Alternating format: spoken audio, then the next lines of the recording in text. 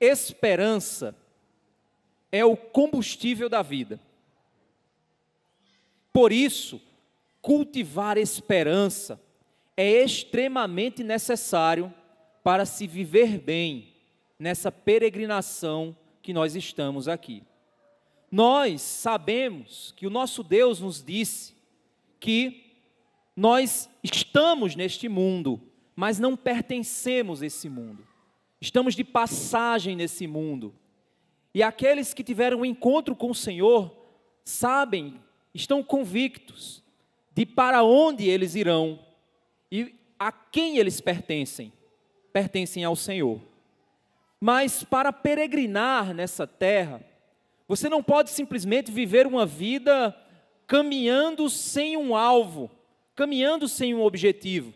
É necessário pensar no futuro, é necessário pensar em um alvo, é necessário pensar em algo que virá depois. A esperança, ela, para funcionar dessa forma, ela precisa ser algo que eu espero do futuro, mas ela precisa estar fundamentada. Porque, para que a esperança seja o meu alvo, eu preciso pavimentar o caminho para que eu possa chegar na tão sonhada, na tão desejada esperança do meu coração. E a pavimentação desse caminho é a fé. A fé é esse fundamento que nos dá a convicção de que aquilo que nós desejamos, aquilo que nós esperamos, é real. Portanto, o segredo para peregrinar com alegria nesse mundo, mesmo em meio às lutas, como nós tivemos nesse ano que se passou, e em meio às incertezas do ano que virá, é que para que a gente possa peregrinar e ter alegria nessa peregrinação, precisamos fortalecer a nossa fé, para pavimentar o caminho e revisitar as nossas esperanças, para relembrar para onde estamos indo. Não podemos esquecer essas duas coisas. Eu quero nessa mensagem mostrar para você como a fé e a esperança são importantes para a caminhada em uma vida que glorifique a Deus. E que quando nós chegarmos no fim de um ano tão conturbado como foi esse, ou estamos caminhando em direção a incertezas como o ano de 2023, nós precisamos continuar firmados nessas duas verdades, para podermos caminhar com os nossos corações seguros no Senhor. Porque afinal de contas, a palavra de Deus diz em Provérbio, que tudo o que se deve guardar, de tudo o que se deve guardar, guarda o teu coração, porque deles é que provém as fontes da vida. Do teu coração é que tua vida depende. Tua vida depende para estar segura de que o seu coração esteja em um lugar seguro. E para que o seu coração esteja em um lugar seguro, ele precisa ser guardado no Senhor, estar guardado no Senhor. E o caminho para guardar o seu coração passa pela fé, pela convicção, passa pela esperança, por aquilo que você deseja. A esperança ela é tão importante para a gente realizar a nossa missão, como por exemplo, quando uma mulher está para dar à luz, ela sabe que virão as dores de parto, mas ela espera com alegria, porque ela sabe que no fim daquelas dores, haverá um filho em seus braços. E por isso, mesmo diante da dor do parto, ela sabe para onde está indo, e que aquela dor faz parte do processo. Jesus também, ele enfrentou a dor, e Jesus também foi um exemplo de estar firmado na esperança, para cumprir a sua missão, pois Jesus é o exemplo daquele que olhou para o que iria acontecer, e perseverou no seu chamado. O profeta Isaías, lá em Isaías capítulo 53, verso 11, ele diz para a gente o seguinte: ele, Jesus Cristo, verá o fruto do trabalho de sua alma e ficará satisfeito. Ou seja, Cristo verá o fruto, ele verá o objetivo final, ele verá o resultado. E ele, ao ver o resultado do trabalho da sua alma, ele ficará satisfeito por ter trilhado o caminho que trilhou. O texto continua dizendo: o meu servo, o justo, com seu conhecimento, justificará, ou seja, tornará justo a muitos, porque a iniquidade deles ele levará sobre si. Então o alvo final da obra de Cristo, na cruz do Calvário, e a dor que suportou, ele suportou para tornar eu e você justos nele, perdoar os nossos pecados. E ao ver o resultado final de sua obra, ele ficou satisfeito, mesmo que a dor fosse o caminho para que esse alvo fosse alcançado. É nessa percepção, meus irmãos, acerca do fruto que Cristo viu de seu trabalho, que o autor de Hebreus nos chama e nos diz que devemos nos inspirar para caminharmos nesse mundo de incertezas, nos inspirar com o exemplo de Cristo. É por isso que quando a gente vai olhar para Hebreus, e abra sua Bíblia lá em Hebreus capítulo 12. Hebreus capítulo 12.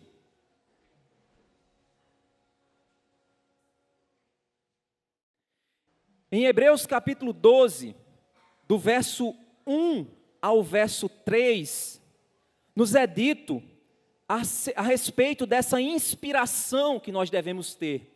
Cristo é o nosso exemplo, Cristo é o nosso modelo, é Cristo para o qual nós estamos sendo transformados, para sermos semelhantes a Cristo. Então, se você quiser saber qual será o seu estado final, olhe para Cristo, pois o nosso estado final será semelhante ao Senhor. E por isso, então, Ele é o nosso exemplo, é a nossa esperança, é para onde nós caminhamos, é no que nós desejamos e o que queremos ser, o que queremos nos tornar. Por isso que em Hebreus capítulo 12, do verso 1 ao verso 3, ele diz assim: portanto, também nós, uma vez que estamos rodeados por tão grande nuvem de testemunhas, livremo-nos de tudo que nos atrapalha e do pecado que nos envolve, e corramos com perseverança a corrida que nos está proposta. Meus irmãos, perseverança significa manter-se no caminho, manter-se alinhado à estrada, sem desviar nem para a direita, sem desviar nem para a esquerda. São muitos os desafios e as tribulações e as tentações que tentam nos tirar do caminho. São coisas que tentam nos atrair para as beiradas do caminho. São coisas que tentam nos empurrar para a beirada do caminho. São tentações que tentam nos tirar do caminho, mas são tribulações que tentam nos empurrar do caminho. Mas é necessário nós perseverarmos no caminho, perseverarmos naquilo que nós cremos, na estrada pavimentada da nossa fé. E por isso que ele diz que nós, estando rodeados por tantos testemunhos que o autor de Hebreus nos dá, ele diz que nós devemos nos livrar de tudo que nos atrapalha. Então, meu irmão, 2022, muita coisa veio para te atrapalhar. 2022, muita tribulação veio para te empurrar para a beirada da estrada. 2022, muita tentação veio para te atrair para fora da estrada. 2023 não será diferente. 2023 virão desafios que tentarão te empurrar para fora da estrada. Virão desafios, virão tentações que tentarão atrair você para fora da estrada. Mas você precisa perseverar pela fé no caminho que está proposto. O texto continua nos dizendo que nós precisamos correr com perseverança a corrida que nos é proposta. E o alvo final não é a placa de chegada. O alvo final, o autor diz que é olhar com os olhos fixos em Jesus, o autor e consumador da nossa fé. Cristo completou a carreira que lhe estava proposta. Cristo foi tentado, Cristo foi atribulado, mas ele suportou com perseverança a carreira que lhe estava proposta e cumpriu plenamente o propósito de sua alma e ficou satisfeito ao cumprir a missão que lhe fora proposta pelo seu Pai. É nesse sentido, então, que Cristo é o nosso modelo. E nós, então, olhando para Cristo, o autor e consumador da nossa fé, aquele que venceu a morte para pavimentar a estrada. Meu irmão, você não está atravessando uma floresta densa que nunca foi atravessada. Essa floresta densa já foi atravessada. O mato já foi cortado. A estrada já foi pavimentada.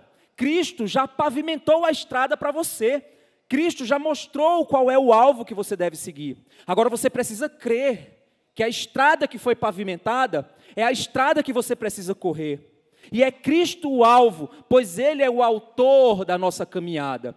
Ele é aquele que consumou a nossa caminhada. E nele, olhando para Ele, nós podemos correr com perseverança. 2023, mais um ano. O texto continua dizendo que Ele não trilhou essa trajetória da caminhada dele com tristeza. Com aquela coisa de dizer, eu tenho que ir fazer o quê? Não. Mas o texto diz que ele, pela alegria que lhe fora proposta, pela alegria da chegada, pela alegria da missão cumprida, pela alegria da salvação da nossa alma, pela alegria de tornar justos, injustos como nós, pela alegria de nos salvar da condenação, pela alegria de glorificar o seu Pai no exercício da justiça de Deus, pela alegria que lhe fora proposta, suportou a cruz, desprezando a vergonha, desprezando o fato de atravessar uma estrada difícil, uma estrada dolorosa, uma estrada complicada, mas ele suportou a cruz, desprezando a vergonha, e assentou-se à direita do trono de Deus. Pensem bem, o texto continua dizendo, naquele que suportou tal oposição dos pecadores contra si mesmo, para que vocês não se cansem, nem se desanimem. Não canse, meu irmão, lutar no Senhor vale a pena. Lutar pelo Senhor vale a pena, caminhar no caminho do Senhor vale a pena. Pode ser doloroso às vezes, pode trazer muitas vezes perseguição contra você, pode ser oferecido para você caminhos aparentemente mais fáceis no teu trabalho, caminhos aparentemente mais fáceis com os teus amigos, pode ser oferecido para você caminhos aparentemente melhores. Mas se você não persevera e não caminha com Cristo, qual alegria que estará proposta para você, se não a condenação, se não a destruição, e se não a mentira do pecado? É necessário então suportar, não se cansar, não desanimar. 2022 passou, 2023 vem aí, mais uma estrada para ser caminhada, e o nosso alvo é chegar no final de 2023 com o mesmo Senhor que começamos. Não desista, não desanime, vale a pena trabalhar para o Senhor, vale a pena servir ao Senhor, vale a pena viver no Senhor, vale a pena. Eu nunca vi nenhum crente que já caminhou há muitos anos com o Senhor dizer que não valeu a pena.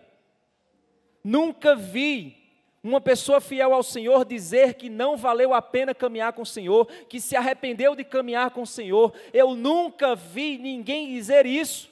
Por mais que as lutas se levantem, por mais que as perseguições aconteçam, por mais que as tribulações apareçam, mas eu nunca vi ninguém abrir sua boca e dizer que não valeu a pena caminhar com o Senhor. Meus irmãos, esse ano de 2022, o desafio final foi o desafio da política. Final do ano agora, eu não sei quantas famílias já estavam aí reatadas nos seus relacionamentos, que foram divididos por causa dos partidos políticos. Pessoas ficaram aí nos quartéis durante 30 dias, 40 dias, não sei quantos dias. E naquela chuva, no sol, na esperança de que o Brasil será liberto do comunismo. E quando menos espera, o camarada pega o avião e vai para os Estados Unidos. Oh, decepção! Ah, mas é porque tem um plano, tem um outro plano. Tic-tac, 72 horas, espera aí, a onça está bebendo água, e parará. Pelo amor de Deus, põe o teu pé no chão e confia no Senhor Jesus. Porque se você põe sua esperança em homens, eles vão lhe frustrar. Ah, mas agora é o exército. Ele vai lhe frustrar. Ah, mas agora é o novo governo. Ele vai lhe frustrar. Ah, mas agora eu vou conseguir um novo emprego, a coisa vai melhorar. Isso vai lhe frustrar. Ah, é um namoro. Isso vai lhe frustrar. Ah, é uma universidade. Isso vai lhe frustrar. É filho também. Tudo aquilo que é humano vai falhar com você. Cristo é inabalável. Cristo não se move e continua no mesmo lugar para o qual foi designado. Rei, Senhor, soberano sobre os céus e a terra. Ele mesmo disse que tudo irá passar, mas a sua palavra não irá passar. E essa palavra já se cumpre há 2.000, 3.000, 4.000 e se cumprirá por mais 10.000 anos, se assim for. Então, meu irmão, eu não vou confiar em coisas falhas. Eu não vou me pôr minha esperança em alvos que se movem, mas eu vou pôr minha esperança em algo inabalável, algo que foi fincado na eternidade, a cruz e o Evangelho de Cristo, que não vai me decepcionar jamais. Meus irmãos, a esperança é o combustível que me faz olhar o futuro e me alegrar ao ver o resultado de que o Senhor reina, de que o Senhor soberanamente julgará esse mundo, sua justiça será derramada e nós viveremos em um céu, nós viveremos em um novo céu e nova terra, onde habitará a justiça. Toda lágrima será enxuta dos nossos olhos e não haverá mais lembrança da dor e da morte, daquilo que foram as primeiras coisas, pois essas já se passaram, tudo se fez novo, fomos comprados por alto preço, pelo um sangue precioso.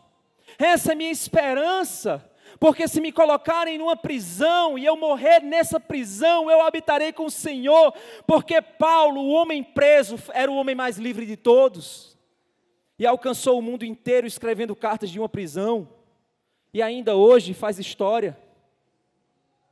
Meus irmãos, a fé nos faz nos mover mediante o impossível, não como algumas teologias falsas afirmam por aí, mas nos faz cumprir o propósito para o qual fomos designados pelo Senhor. Eu quero nesse momento olhar alguns exemplos de esperança, esperanças que produziram glória para Deus, esperanças de pessoas que olharam para o propósito de Deus, que olharam para a obra que Deus realiza e fizeram coisas maravilhosas, e se alegraram na presença do Senhor, e peregrinaram e completaram a carreira e guardaram a sua fé, e para eles estava reservada a coroa da justiça. Esse é o nosso alvo, é para isso que nos esforçamos, é para isso que trabalhamos. Com esses exemplos, eu quero exortar você, para que você, na sua esfera de atuação, no teu trabalho, você na sua faculdade, na sua escola, no ambiente onde você estiver, na sua vizinhança, onde quer que você esteja, você cumpra a carreira que Deus te propôs.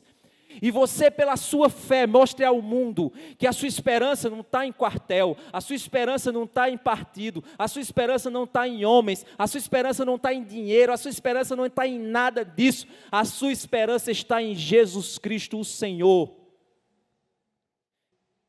Hebreus capítulo 11, verso 1 e verso 2, nos dá a definição do que é fé e do que é esperança, de como a fé e a esperança se relacionam. E quando nós olhamos para Hebreus capítulo 11, verso 1, nós vemos o seguinte: ora, a fé é a certeza das coisas que se esperam. A fé é a certeza de que o que eu espero, eu alcançarei. Esperança, meus irmãos, segundo o conceito do mundo, é uma coisa que eu desejo que aconteça. Por exemplo, está quente, eu espero que chova hoje. Eu tenho esperança que vai chover, ou seja, é uma coisa que eu quero, que eu desejo. Eu estou no ponto do ônibus, aí eu olho para o relógio e digo: rapaz, eu tenho esperança de que o ônibus não vai atrasar. O conceito do mundo de esperança é isso. O conceito bíblico de esperança não é isso. O conceito bíblico de esperança é esperar por algo que Deus determinou que aconteceria. E por isso que é necessário fé para que a esperança faça sentido. Sabe por quê? Porque é impossível esperar em algo que eu não acredito se virá. Se eu acredito que o motorista do ônibus é um cara de compromisso, e se eu acredito que o motorista de ônibus tem poder sobre a realidade e vai conseguir realmente chegar lá na hora, porque ele determinou e ele controla as circunstâncias, e o motorista é bom mesmo, o motorista é quase um Deus, aí sim eu posso dizer que ele vai chegar na hora, porque ele disse que ia chegar. Por isso que esperança em homens é assim, porque os homens não detêm a realidade. Esperança em homens é esperar em alguém que não tem poder nem sobre a batida do seu coração, quanto mais sobre as circunstâncias da vida. Por isso que esperança em homens frustra, mas esperança em Deus não. Porque esperar em Deus é ter convicção que o Deus que promete, Ele cumpre. Deus não perdeu as rédeas da história. Deus conhece todos os dias da minha vida e são contados e escritos no livro dEle. Deus sabe o meu destino, sabe a minha história, sabe o último dia. Eu estava ali fora brincando com o Kleber, dizendo, Kleber, mais um ano se vai. Quantos anos falta para a gente, hein? Aí eu disse, tu tem 9 anos de vantagem sobre mim aí. Pelo menos se for tudo dentro do esperado, tu tem 9 anos a mais, né? Silvio tem 3 meses a mais que eu. Eu disse aí, quando eu morrer eu vim buscar ele. Meus irmãos, a gente não tem noção. A gente não tem controle sobre a nossa vida e a nossa história. Por isso que a fé é a certeza das coisas que se esperam. Esperar sem fé é esperar no incerto. Fé sem esperança é crer naquilo que eu não sei que acontecerá. Por isso que fé e esperança é crer naquilo que eu espero, sabendo que o que eu espero acontecerá, pois o que prometeu, cumprirá o que prometeu. E ele continua dizendo que a fé também é a convicção, a certeza de fatos que se não veem. Eu não vejo, mas eu creio que existe. Eu não vejo Deus, mas eu creio que Ele existe. Eu não vi Deus criar o mundo, mas eu creio que Ele criou. É convicção daquilo que eu não vejo. Pois pela fé os antigos obtiveram bom testemunho. E a fé se torna então o que me faz testemunhar a respeito do Deus que eu creio. As nossas ações precisam testemunhar que nós nos movemos pela fé. Quando alguém te oferece e diz assim, olha, vai ali para o emprego é ilícito, é um emprego errado. Você vai lá e vai ganhar muito dinheiro. Passa uns 2 meses nesse emprego e tu vai fazer bem, vai fazer tua vida. E você diz, não vou fazer isso. Mas cara, tu não está vendo, ó, é dinheiro certo, é muito dinheiro, e por que você não vai? Não, porque eu não creio que o caminho é esse. Ou seja, você decidiu com base na fé, decidiu crendo que aquilo não agrada a Deus e que não é o caminho para viver uma vida que glorifica a Deus. Isso é fé. Então as nossas ações, os nossos comportamentos devem refletir o que cremos. Meus irmãos, os exemplos de fé são maravilhosos. E ele começa a partir do verso 3, definindo esses exemplos. Eu quero exatamente começar pelo verso 3. E a gente vai lendo esses exemplos e vamos refletindo e imaginando esses exemplos acontecendo diante de nós. Ele diz, pela fé, entendemos que o universo foi formado pela palavra de Deus, de maneira que o visível veio a existir das coisas que não são visíveis. Fé, meus irmãos, também não é um salto no escuro, não é pular na escuridão achando que vai acontecer alguma coisa. Não, fé não é irracionalidade, porque pela fé eu creio que Deus criou o mundo. Eu não estava lá na criação, mas quando eu olho as evidências da complexidade da vida e de tudo que foi criado, é óbvio que existe uma mente criativa, pensante, sábia, dirigindo todas as coisas. Eu não preciso estar lá para ver e ter convicção de que o Senhor criou todas as coisas. Mas a vida também se move pela fé.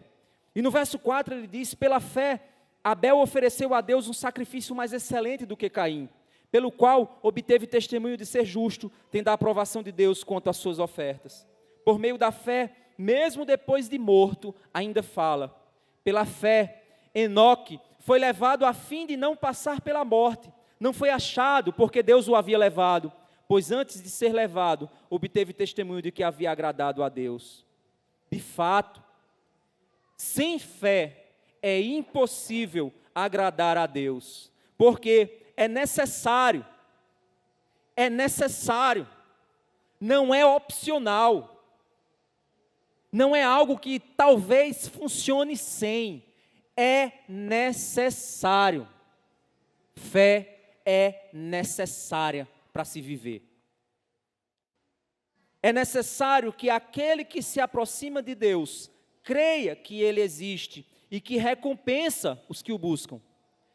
Um relacionamento com Deus exige fé, meus irmãos. Porque imagina que eu vou lá e empresto um dinheiro, vou usar Stefane de novo como exemplo. Eu vou lá e empresto um dinheiro a Stefane. Stefane, vou prestar 10 mil reais a ele. Tenho não, viu, Stefane? Aí vamos imaginar só. Prestei lá. Aí ele vai me devolver no final do mês. Todo dia eu ligo para ele. E aí, tem o dinheiro? E aí, tu vai ter mesmo? E aí? Ele vai dizer, peraí, você está desconfiando? Eu não disse a você que no final do mês eu vou lhe pagar? Você está desconfiando de mim? Você não está confiando em mim, não? Não é desconfortável isso? Ou seja, eu não creio que o que ele falou, ele vai cumprir. Eu não tenho fé na palavra dele. Eu não tenho fé no caráter dele. Ou seja, nesse exemplo aqui, imagine isso com Deus. Quando eu não creio que Deus é capaz de cuidar da minha vida, eu estou ofendendo o Senhor. Nós ofendemos a Deus o tempo inteiro, achando que Deus não é bom, achando que Deus não é poderoso, achando que Deus não vai cuidar de nós. Nós ofendemos a Deus. A nossa incredulidade ofende a Deus. E ainda queremos agradá-lo, sabendo que sem fé é impossível agradar a Deus, porque é necessário que aquele que se aproxima de Deus creia que Ele é quem Ele diz ser, creia que Ele faz o que Ele diz fazer, creia que Ele é cumpridor daquilo que Ele prometeu. É necessário fé em um relacionamento com o Senhor. Cultive a fé em sua vida, para que você possa agradar a Deus.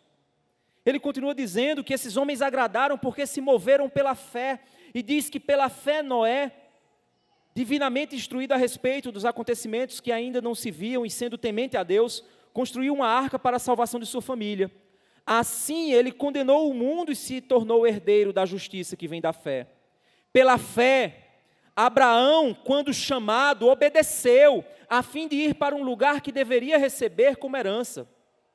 E partiu sem saber para onde ia. Pela fé, peregrinou na terra da promessa, como em terra alheia, habitando em tendas com Isaque e Jacó, herdeiros com ele da mesma promessa. Porque Abraão aguardava a cidade que tem fundamentos, da qual Deus é o arquiteto e construtor. Pela fé também, a própria Sara, apesar de não ter filhos e já idosa, recebeu o poder para ser mãe, pois considerou fiel aquele que lhe havia feito a promessa. Por isso também de um só homem, praticamente morto, saiu uma posteridade tão numerosa como as estrelas do céu, e inumerável como a areia que está na praia do mar. Olha o verso 13, irmãos. Todos estes morreram na fé. Todos estes morreram na fé. Mas olha o que ele vai dizer na sequência. Não obtiveram as promessas, mas viram-nas de longe e se alegraram com elas, confessando que eram estrangeiros e peregrinos na terra. Meus irmãos, isso é fantástico. Isso quebra muita música gospel que tem por aí. Porque o texto está claro dizendo que eles não receberam. Eles não receberam, mas eles se alegraram. Sabe por quê? Porque as promessas deles não eram pessoais. As promessas deles eram sobre a obra de Deus. Deus havia dito a Abraão: sai da tua terra, da tua parentela e vai para uma terra que eu hei de te mostrar, e de ti farei uma grande nação. Abraão morreu e não viu essa nação sendo feita. Mas ele sabia que Deus faria a nação, porque quando Deus pediu para ele sacrificar seu único filho, ele não se opôs, porque ele sabia que Deus era poderoso para o ressuscitar, pois Deus havia prometido que viria uma nação do seu filho. Então ele sabia que a promessa era real e que Deus iria cumprir, mesmo que não fosse em vida. Meus irmãos, eu lembro de um testemunho que impactou minha vida no início da minha conversão. Tem um pastor chamado, ele já faleceu, chamado pastor Paulinho. Esse pastor, eu vi na internet esse testemunho. Esse pastor, ele foi homossexual. Na realidade, ele era travesti, se vestia, fazia programas e tudo mais. E esse homem era filho de um homem crente, piedoso e fiel a Deus. E o pai desse Paulinho, ele disse: meu filho, eu tenho orado por sua vida, e eu creio que Deus fará uma obra grandiosa na sua vida, pois eu sinto a convicção de que Deus fará isso. E esse pai orou por toda a vida dele, por esse filho. Esse pai morreu e não viu o filho ser transformado. Anos após a morte do seu pai, o filho voltou-se ao caminho do Senhor, e hoje não, depois ele faleceu, tornou-se pastor e foi grandemente usado por Deus. O pai não viu a promessa se cumprindo, mas Deus realizou uma obra na vida do seu filho. Eu não estou aqui defendendo promessas particulares para a vida de vocês, que é o que alguns falsos profetas têm prometido por aí. Eu não morrerei enquanto o Senhor não cumprir em minha promessa. Aí vai promessa, eu quero a promessa. Não, esqueça isso. Não são promessas egoístas. A promessa que Deus nos fez é a seguinte: Deus irá terminar a obra que começou em nós, e essa obra significa nos formar à imagem de Jesus Cristo. Essa obra Ele começou e Ele vai cumprir, e nós não nos perderemos jamais. Essa é a promessa, que aquele que o Pai me der, de maneira nenhuma o lançarei fora. Essa é a promessa de que nós estamos seguros, eternamente seguros nas mãos do Senhor, e não importa o que há de acontecer, porque eu sei que todas as coisas cooperam para o bem daqueles que amam a Deus e são chamados segundo o seu propósito. E o meu propósito é ter Cristo formado em mim, em ser morto o velho Lázaro e renascer o Cristo que habita em mim, pois a vida que vivo na carne, vivo-a pela fé no Filho de Deus que me amou e se entregou por mim. A esperança de que ao partir desse mundo, se o meu coração parar hoje, eu abrirei meus olhos e me abraçarei com o meu Salvador. Essa é a nossa esperança, essa é a promessa, essa é a graça que nós recebemos do Senhor. Meus irmãos, são essas promessas que esses homens olhavam, contemplavam a grande obra da salvação que Deus realizaria, e muitos deles não chegaram a ver com seus olhos a Cristo, não chegaram a ver com seus olhos a nação, não chegaram a ver com seus olhos esses descendentes prometidos, mas eles contemplavam a cidade celestial e diziam: ela é real aos meus olhos, ela é real na minha vida. Meus irmãos, que maravilha! É por isso que no verso 13, eu vou ler de novo, e vai fazer sentido para você agora quando eu ler. Todos estes morreram na fé, não obtiveram as promessas, mas viram-nas de longe e se alegraram com elas, confessando que eram estrangeiros e peregrinos na terra. Porque os que falam desse modo, manifestam estar procurando uma pátria. E se na verdade se lembrassem daquela de onde saíram, teriam oportunidade de voltar. Mas agora desejam uma pátria superior, isto é, celestial. Por isso Deus não se envergonha deles de ser chamado seu Deus, porque lhes preparou uma cidade. Pela fé, Abraão, quando posto à prova, ofereceu Isaque. Aquele que acolheu as promessas de Deus estava a ponto de sacrificar o seu único filho, do qual havia sido dito: a sua descendência virá por meio de Isaque. Abraão considerou que Deus era poderoso até para ressuscitar Isaque dentre os mortos, de onde também figuradamente o recebeu de volta. Pela fé, igualmente, Isaque abençoou Jacó e Esaú a respeito de coisas que ainda estavam para vir. Pela fé, Jacó, quando estava para morrer, abençoou cada um dos filhos de José e, apoiado sobre a extremidade do seu bordão, adorou a Deus. Pela fé, José, próximo do seu fim, fez menção do êxodo dos filhos de Israel, bem como deu ordens a respeito de seus próprios ossos. Pela fé, Moisés, depois de nascer, foi escondido por seus pais durante 3 meses, porque viram que era um menino bonito e não temeram o decreto do rei. Pela fé, Moisés, sendo homem feito, recusou ser chamado filho da filha de Faraó, preferindo ser maltratado junto com o povo de Deus a usufruir dos prazeres transitórios do pecado. Ele entendeu que ser desprezado por causa de Cristo era uma riqueza maior do que os tesouros do Egito, porque contemplava a recompensa. Pela fé, Moisés abandonou o Egito, não ficando amedrontado com a ira do rei, pois permaneceu firme como quem vê aquele que é invisível. Pela fé celebrou a Páscoa e o derramamento do sangue, para que o exterminador não tocasse nos primogênitos dos israelitas. Pela fé, os israelitas atravessaram o mar Vermelho, como por terra seca, quando os egípcios tentaram fazer o mesmo, foram engolidos pelo mar. Pela fé, ruíram as muralhas de Jericó, depois de rodeadas por 7 dias. Pela fé, Raabe, a prostituta, não foi destruída com os desobedientes, porque acolheu os espias em paz. E que mais direi?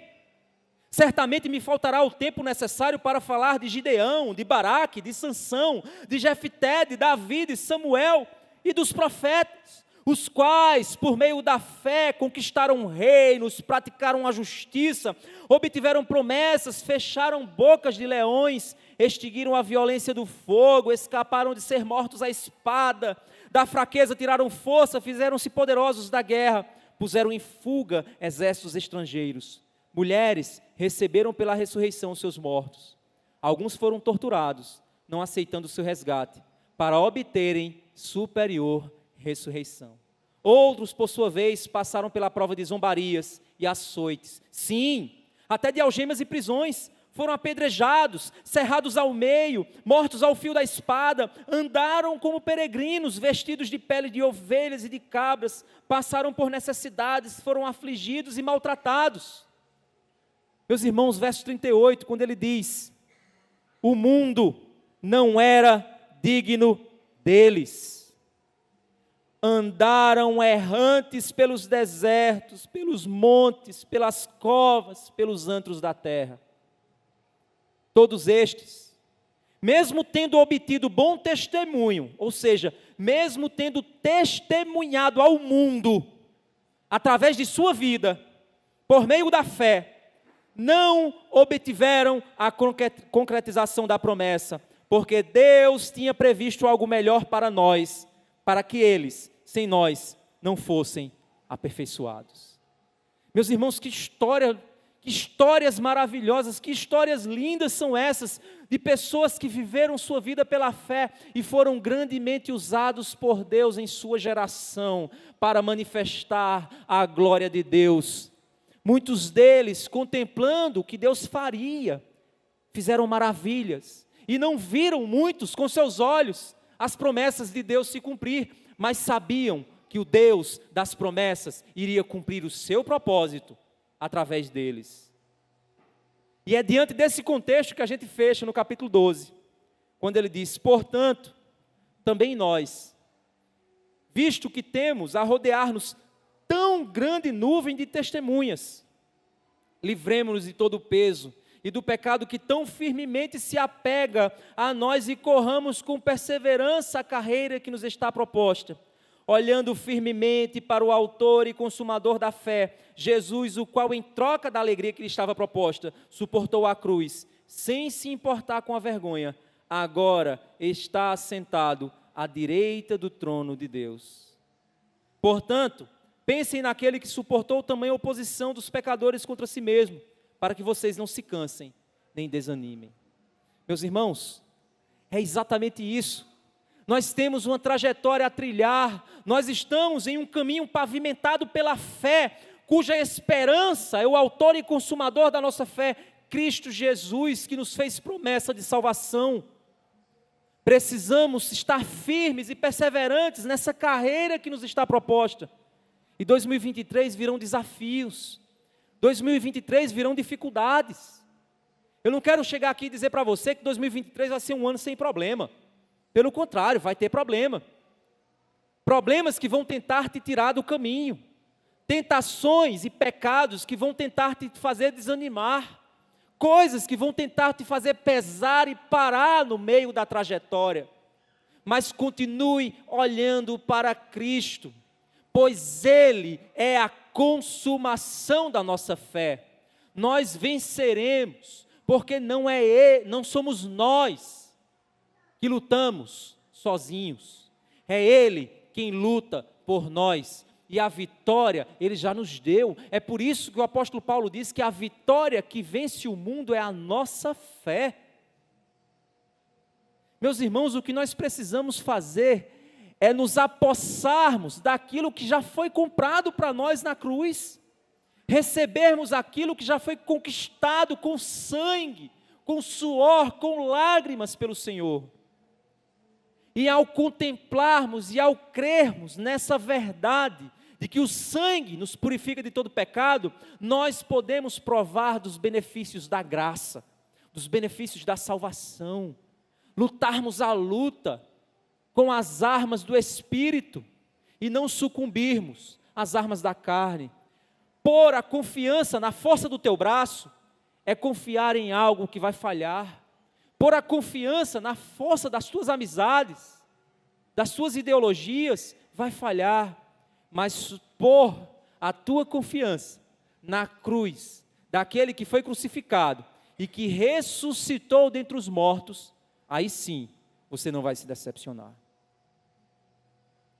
Irmãos, precisamos reforçar nossa fé na soberania e bondade do Senhor. Sua misericórdia e graça para nós é aquilo que nós recebemos na cruz.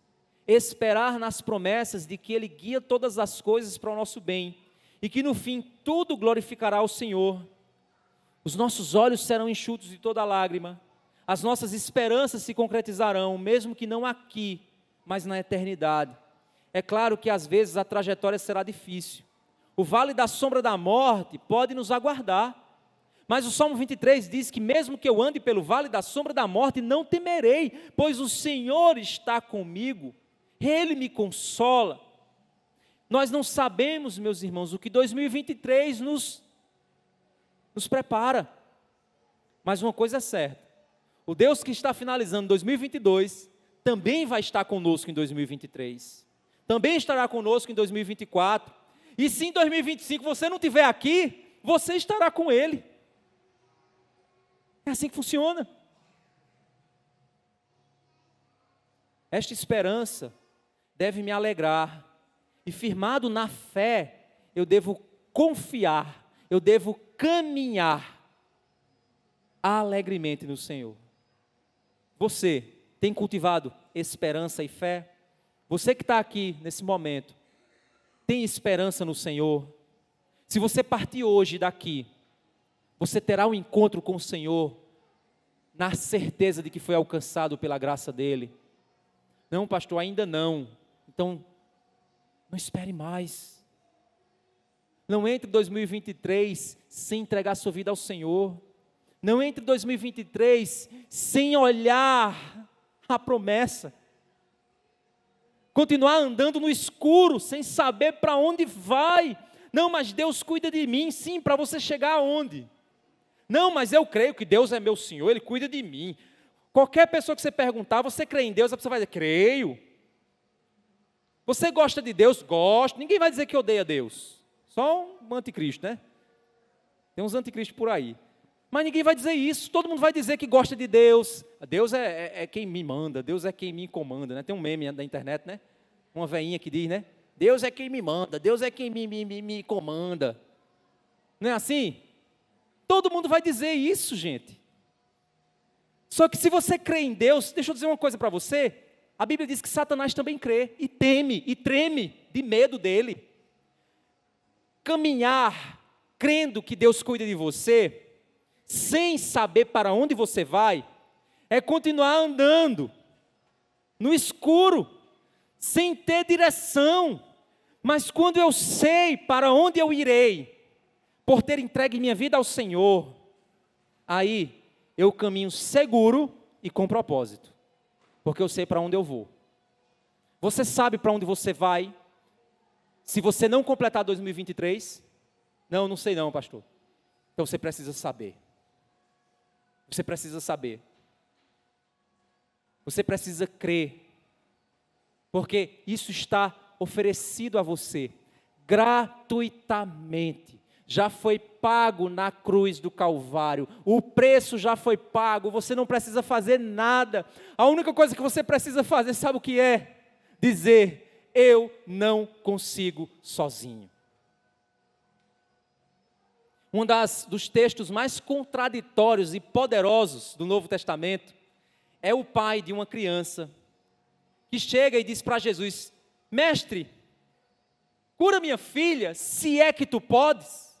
Aí Jesus disse: se é que eu posso. E aí o homem, diante daquela verdade ali, Cristo dizendo que pode todas as coisas, aquele homem disse: Senhor, ajuda-me na minha falta de fé. Eu creio, Senhor. Essa é a contradição do texto. Eu creio, Senhor. Ajuda-me na minha incredulidade. Espera aí. Como é? Eu creio, Senhor, mas ajuda na minha incredulidade. É contraditório isso? Mas é nessa contradição que Deus trabalha. Sabe por quê? Porque aquele homem disse: Senhor, eu creio que tudo tu podes, mas eu não posso nada. Eu creio que há tudo no Senhor, não há nada em mim. Eu creio que há poder absoluto na tua pessoa, mas em mim não há nada, nem mesmo fé para crer. Mas eu creio que tudo podes, mas eu não posso nada. Põe em mim a confiança que o Senhor pode todas as coisas. Porque eu sei que pode. Não é contraditório isso? Essa é a oração de fé. Então você onde estiver, faz essa oração agora. Diz assim: Senhor, eu sei que tu és bom. Eu sei que tudo podes. Eu sei que o Senhor pode me salvar. Mas, Senhor, eu sou errado. Eu sou torto. Eu sou incrédulo. Eu sou incapaz. Eu sou alguma coisa, Senhor, que eu não sei o que eu sou. Mas uma coisa eu sei, eu preciso que o Senhor me salve. Me salva.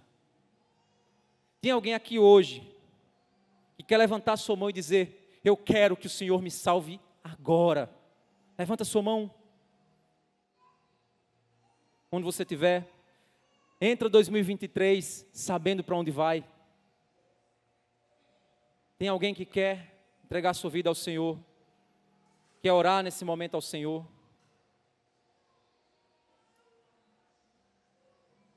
Não temos? Então imagino que todo mundo aqui sabe para onde vai.